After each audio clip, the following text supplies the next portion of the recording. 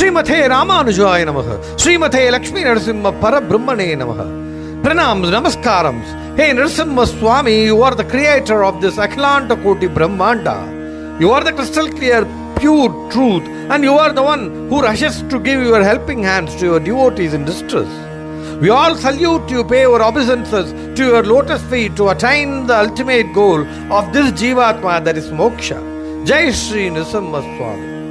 This Nrusimha Prabhavam-Episode speaks about the relationship between us and the omnipotent, omnipresent Nrusimha Swami.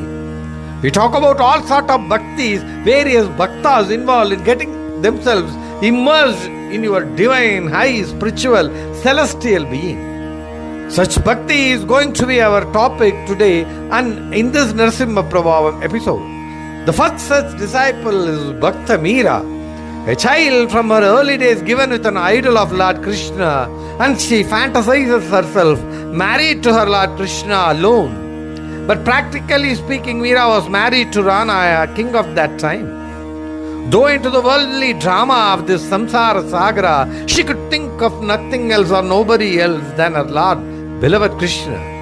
Now her husband came to understand her devotion and he left her to serve her Krishna.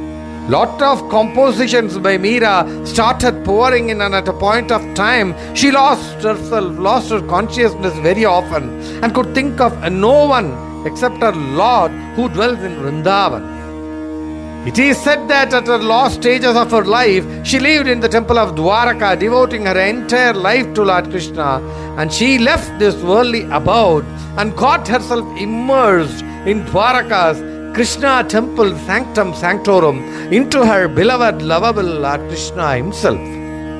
Down south in Srivilliputturu was born Andal to Periyalvar, who is said to be an Alvar himself. As we saw already, Alvar is the one who gets themselves immersed into the devotion of Lord Narayana. One day when Periyalvar was doing his daily course of plucking the flowers, he found a beautiful small girl baby in the Tulasi garden of Srivilliputturu temple. He named her Andal and he brought her up. At a very tender age itself, Andal decided to give herself to Krishna or Lord Ranganatha in Srirangam. When once Periyalvar made a Tulasi garland for the Lord, Andal as a small kid over it looked into the water well of her house and enjoyed being such. Now when Periyalvar was about to present that garland to the Lord Vadapatra Sai of Srivilliputturu temple, the Divya Desa, he found a ray of hair hanging to it. Now he felt very bad, took the garland back and scolded Andal for committing this greatest sin of the land. Now when Periyalvar took a newly made garland, there was a voice from inside the sanctum asking for the garland owned by his daughter Andal now. And it requested him to daily present the garland owned by Andal first, and then only the Vatapatra Sai will garland himself. He was also said to take her daughter to Srirangam Ranganatha temple. He did as said so, and one fine day Andal was taken to the temple premises, wherein she went to the sanctum sanctorum, stood there, and thereafter disappeared into Lord Ranganatha as flames. Andal is said to be a Alvar, the one and only female Alvar who composed Tirupavai of 30 verses and Nachiyar Tirumozhi too. She wrote or poured in her heart the love for that Ranganatha, the Lord Krishna, wherein she fantasized herself in Vrindavan, Mathura, Dwaraka and all when she was physically present in extreme southern region of Bharat, that is Srivilliputturu. Both of these female devotees' devotion leaves us with high-end lessons in devotion itself. Both of them didn't even for a single second think of anyone else as their life except Lord Krishna and Lord Ranganatha. Both of them had no much longing for the materialistic things of this world. Both of them immersed themselves in showing their devotion and love by penning, writing poems or pasurams for their beloved Lord. Both of them had the highest thinking in their mind to be with their Lord and no one else. Both of them forgot the environment around them. Both of them devoted their life in spreading their bhakti, their devotion, by taking all the people along with them to their Lord. They both showed the correct pathway to reach Lord Narayana, and they themselves stood as examples of true devotion without impure thoughts, concentrating on the lotus feet of the Lord, and that leads one to eternity, that is to moksha. Let us all heard these verses of Andal and Mirabai. Follow Andal Nachar, follow Mirabai. Let us hear what they sang. Let us follow what they said. Let us reach where they wanted us to reach. Immerse ourselves into that Sagara, that ocean. Jai Sriman Narayana.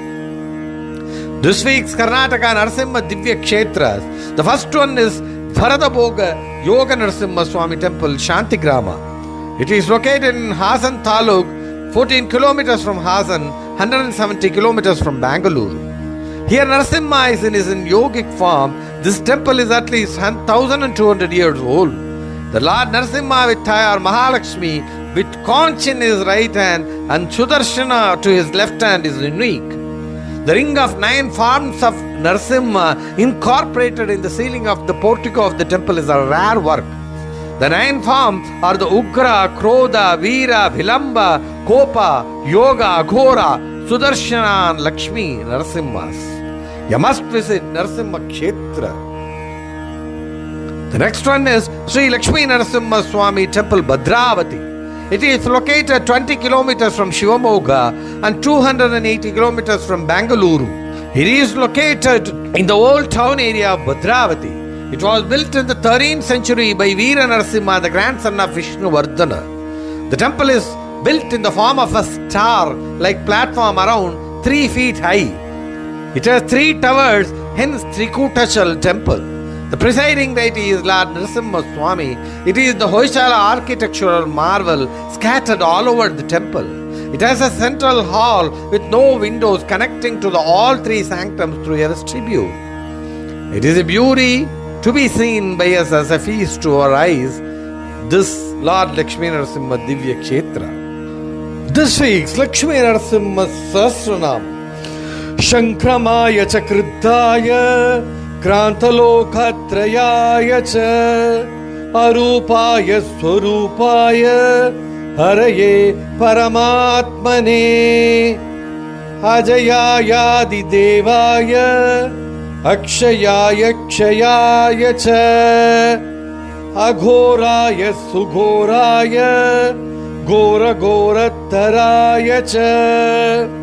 Here it says, Hey Nrusimha, you descend to this world, who shows your anger on the demons, who steps over the 3 worlds, whose form is not material, who removes all that is inauspicious, and you are the super soul, the Paramatma.